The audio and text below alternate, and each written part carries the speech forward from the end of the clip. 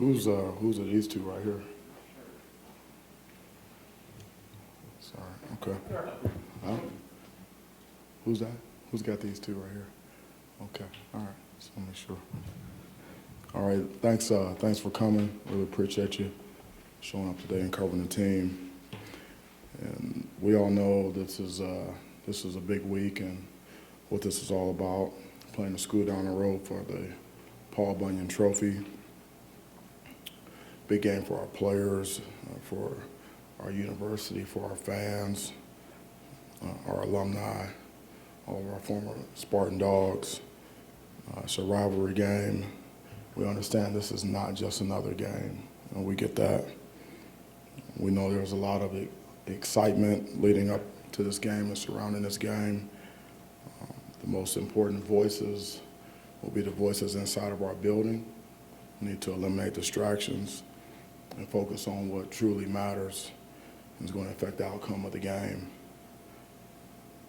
We got some really good work in during the bye. Thought we were effective, efficient, very productive. We practiced on Tuesday, Wednesday, Thursday. We were also able to get some recruiting in, some rest and recovery, and scheme evaluation, offense, defense, and special teams. Able to get some guys back and work on some things that we needed to correct and where we needed some improvements. So we were able to get that done. Very productive bye week.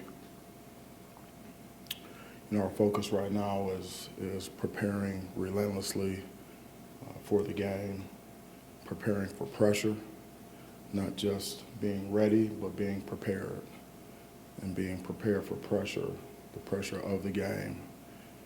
That's where our focus is right now. We all understand the significance of the game. That doesn't take away from the fact that we need to prepare. It's what we do during the week leading up to the game that's going to greatly affect the outcome of the game. Our fans have been tremendous all season, and it's going to be an electric atmosphere. It's going to be a capacity crowd. The student section is going to be packed, and the deep end will be in full effect. We all know that.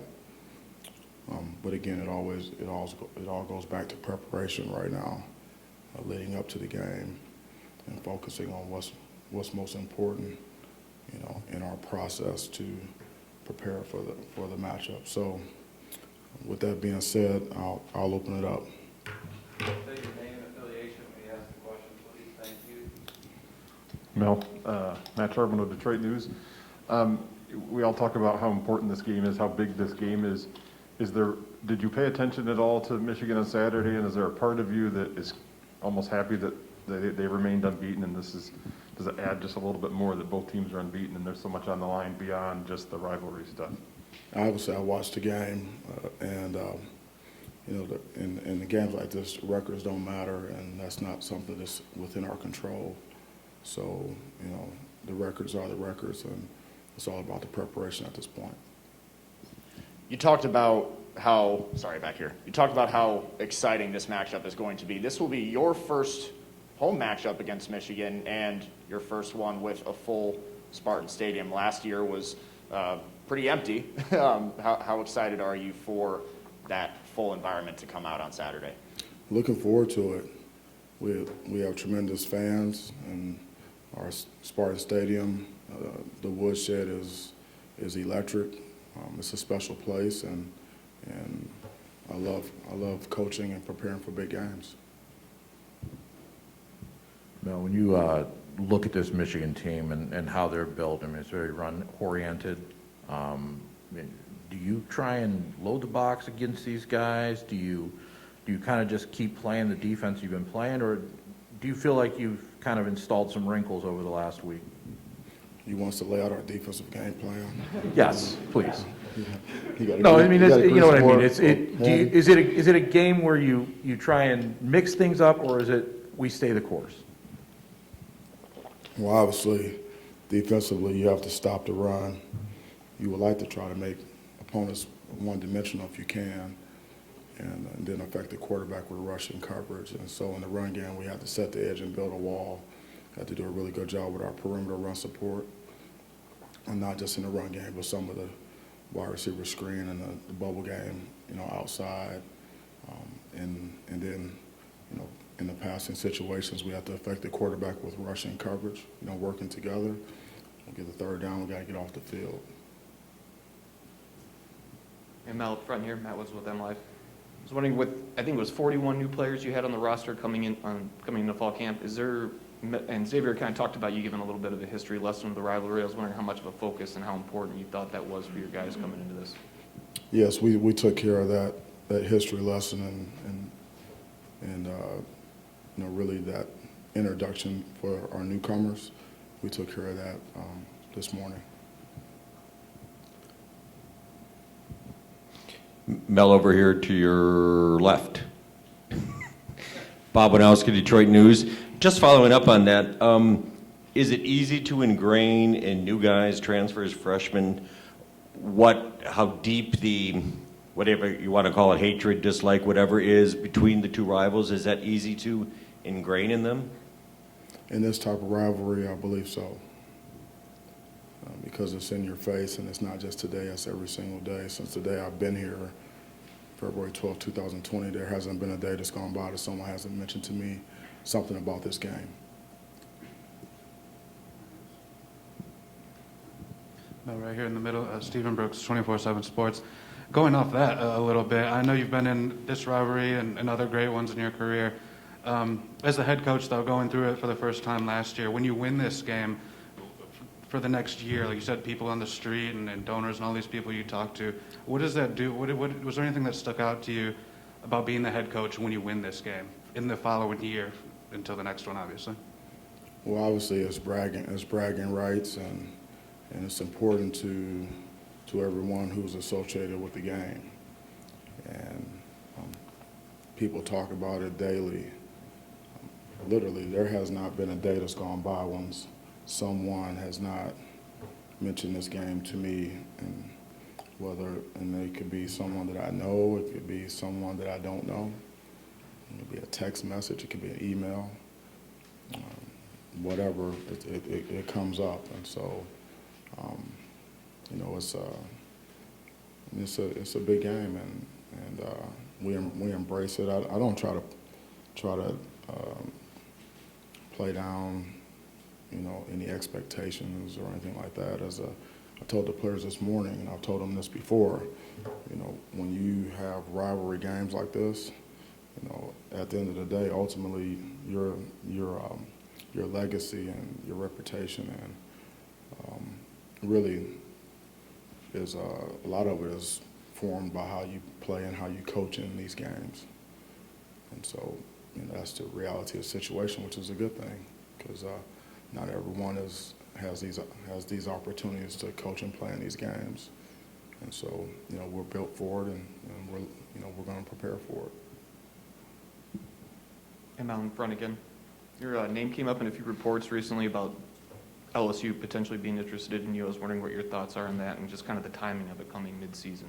Yeah, my focus is on the upcoming game versus school down the road, and that's where my concentration on my focus is, and I really appreciate you understanding that.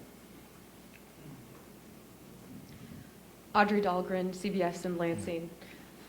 Xavier was in here mentioning how, going back to this history lesson about the Paul Bunyan trophy, learning things about him, or the trophy, I should say. He said he didn't want to share some things that they learned this morning. What would he mean by that, essentially? What did you guys learn about the trophy that he may not want to share? I'm not sure what that may be. I don't want to speculate. You might have to dig a little deeper with X and find out what he meant. But there wasn't anything inflammatory or anything about the history of it. It was just factual about the trophy and the history of it, and which was important to explain to our team, educate our team, not just the newcomers, but to remind our players that are returning about the trophy. You're welcome. Mel, here again, you're right. I know you're not really specific with a lot of injuries, but there are some guys that have been out for a little bit. You get the bye week off. Are you anticipating, without giving us details on guys, maybe are you expecting to be a little bit healthier for this game than you have been the last few weeks in certain areas? We took the bye week to get as healthy as we possibly could. We really emphasized rest and recovery, treatment, nutrition, whatever we could do in the weight room. We emphasize those things, trying to get guys that have been out, try to get them back, try to get guys that are banged up, get them more healthy.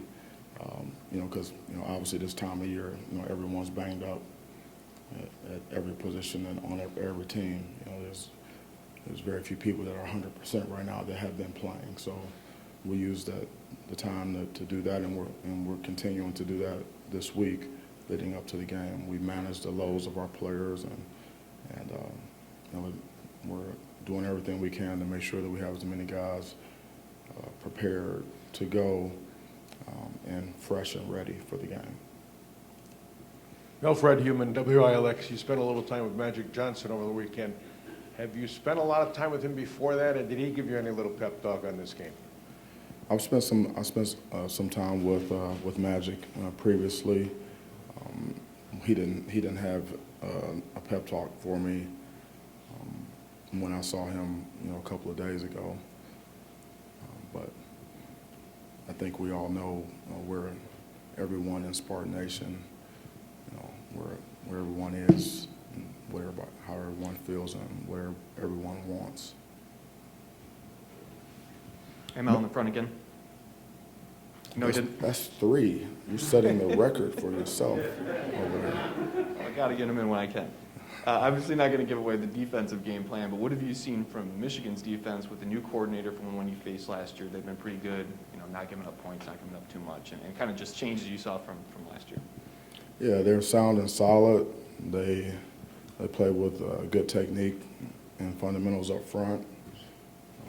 They have, they're stout in the trenches, and they're very coordinated with their coverages, and they play very hard, and they run to the ball. They're opportunistic in terms of, forcing takeaways and things like that. So it's a strong group. They're very well coached, and they play extremely hard. This your third? I wondered if, do you have an update on Ricky White and Michael Gravely? We haven't really talked about them, and obviously Ricky had the big game against Michigan last year.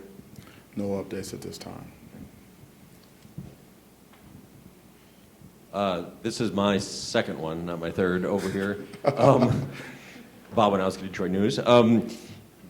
Historically, when you've been involved in rivalry games, what do you find is sort of the deciding factor? I know people say turnovers, running game, whatever, but emotions, how those are kept in check. I'm just curious if there's a commonality to what prevails in rivalry games.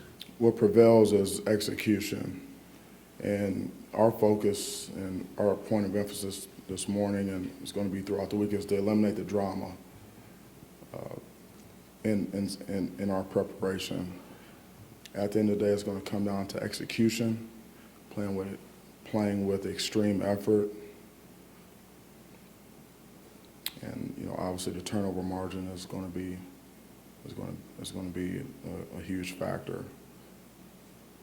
But in big games, in all games, but especially these very, very high stakes games, it's all about playing clean football and complementary football, offense, defense, and special teams, working together for 60 minutes in the game, and eliminating foolish penalties, carrying out your assignment, being assignment sound, heavy emphasis on technique and fundamentals, doing things right all the time, and physicality. These games are usually clean games. They're physical games, and in football, you see a lot of times sometimes teams don't get beat; they lose the game because of lack of discipline, lack of execution, lack of technique, not giving effort, not finishing plays. things like that, not knowing what to do.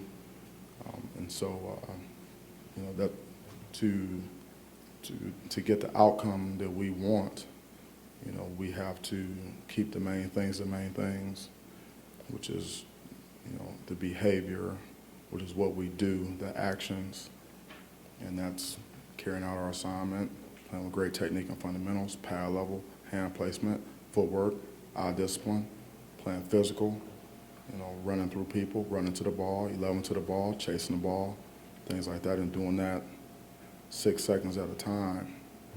If you got 70 plays in the game and you're playing, 6, 7 seconds, a play, you're looking at a total really playing 7 minutes of football.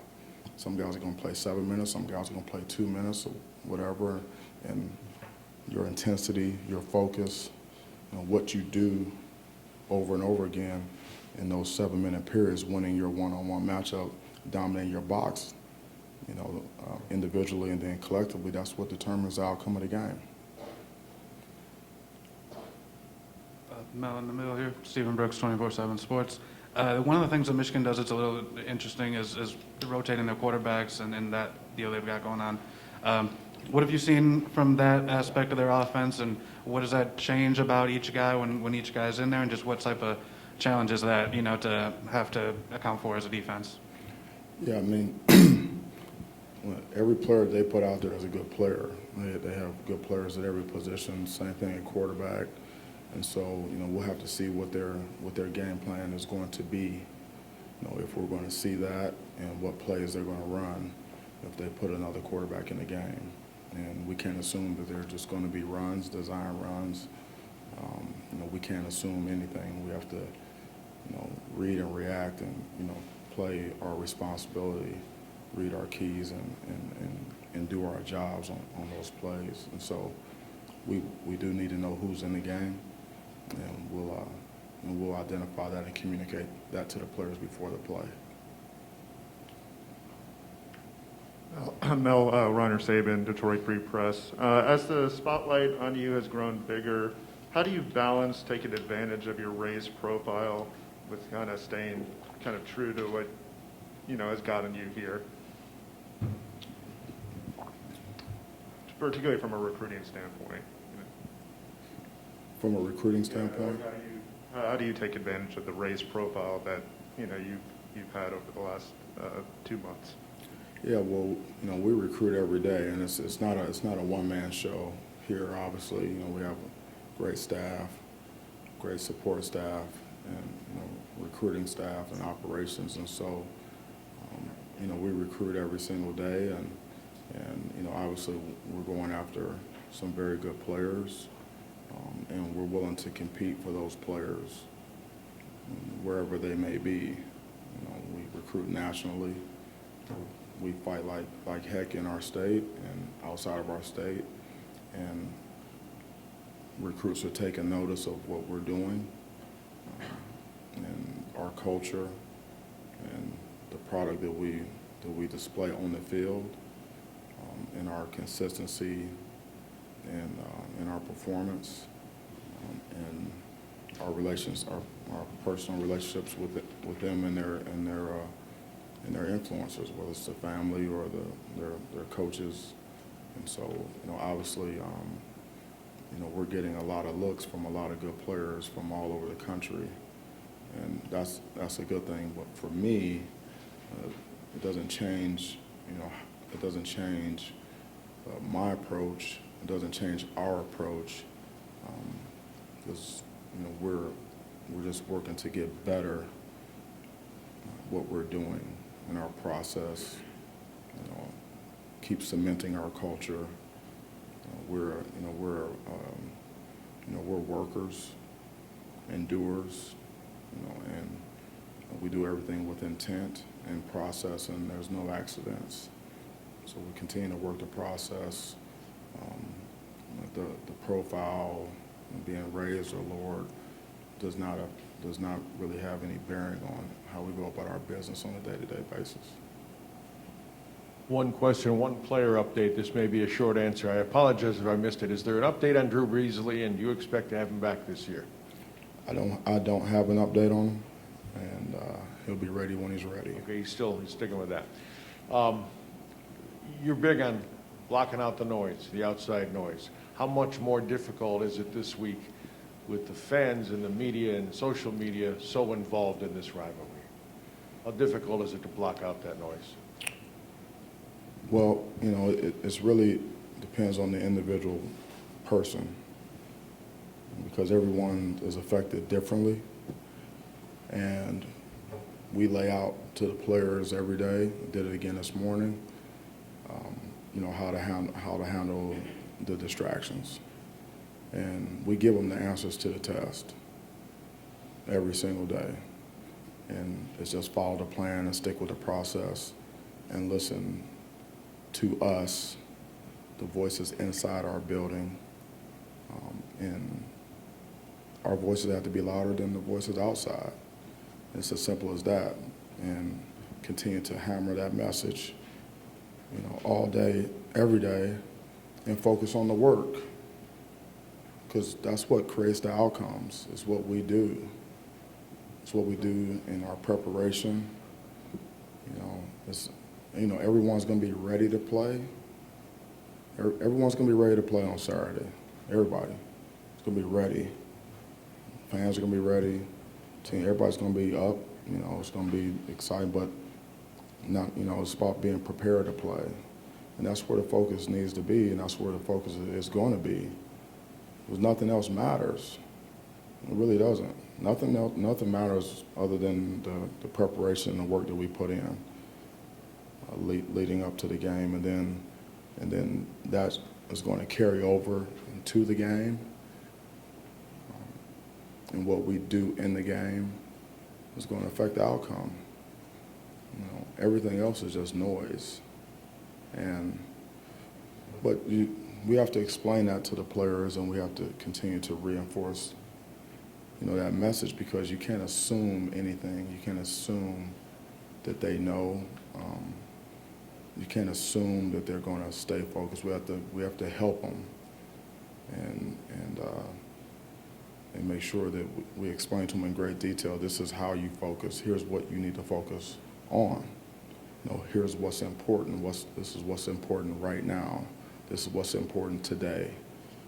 You know, this is what preparation looks like, and just continue to do that, you know, every single day. And, you know, like I told the players this morning, you know, 2 + 2 is 4. We're not introducing any new concepts in terms of preparation this week. You know, we're not introducing anything new in terms of our culture, in terms of, you know, discipline, attention to detail, sense of urgency, accountability, you know, technique and fundamentals, extreme effort, extreme focus, intent in everything we do. These are not new concepts. It's just what we do. It's just about doing what we do better, and do simple better. And sometimes those simple things are not the easiest things to do. But you know, that's why they call us coaches. That's our job, is to make sure guys are focused and they're prepared, and when they can show up and they can execute the game plan and do it for 60 minutes, 4 quarters in the game. Coach, Nick Mantis, CBS Lansing, back here. With obviously a lot of talk on Michigan's running game has been one of the things that we've seen this year, but can you give me your impression of Cade McNamara so far this season? I think he's a good player. I think he has command of the offense. And he does what they ask him to do. And he does it at a high level. Very good player. Very good.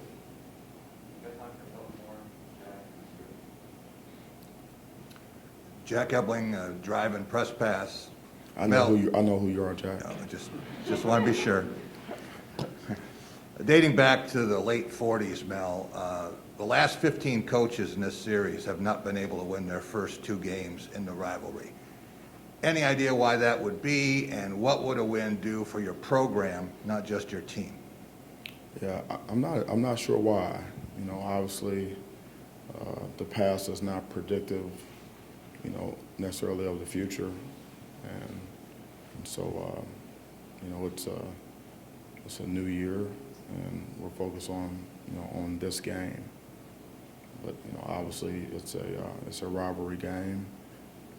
And, you know, sometimes, you know, the wins and the losses, they kind of go back and forth, you know, at times. But that has no bearing on this particular game. You know, what's happened in the past.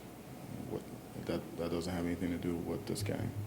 You know, and so this is a new game, a new year, and so it's all about preparing for this game.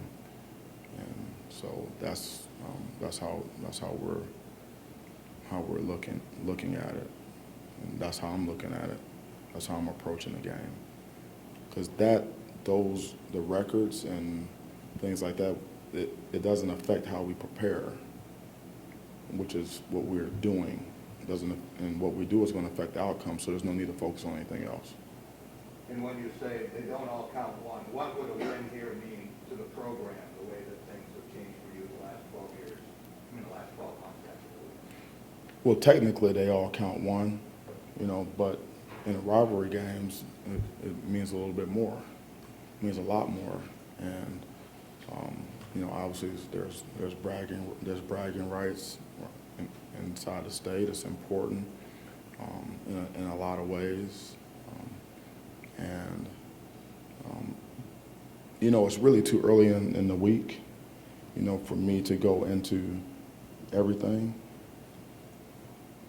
You know, in terms of like right now it's Monday, you know, it's really too early for me to go down the laundry list of everything what this game means, because it's just too early in the week to get there.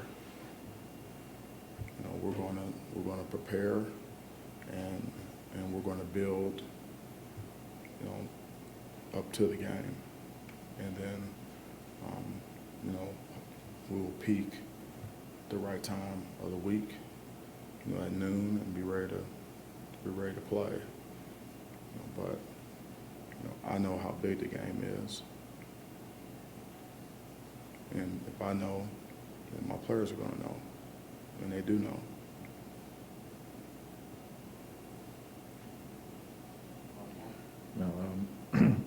Xavier talked about hearing the rumors about LSU. I was wondering if over the course of the past week, we saw you out on the road recruiting. Was it a chance maybe to teach these guys about how to block out that noise in some ways? We talk about blocking out the noise every single day, you know, and as you go on the journey of a season, you know, the noise gets louder and louder, and so we have to focus on what matters, you know, and what's going to affect the outcome of the game. And one of the things that you have to do is eliminate distractions, and you know, invest your time wisely. You know, where's your attention? You know, where's your focus? What's important? You know, what's substantive? What has substance? What matters? And what doesn't? You know, and so, but I believe in communicating those things, you know, and laying it out to the players. Give them the answers to the test. We're going to do this, we're going to do this, we're going to do this, we're going to do this, and then we're going to do it this way. And this is why it's important to do it this way. And then hold everyone accountable to do those things on a consistent basis. And that's every day and everything that we do. And there's no different, there's nothing different this week about that.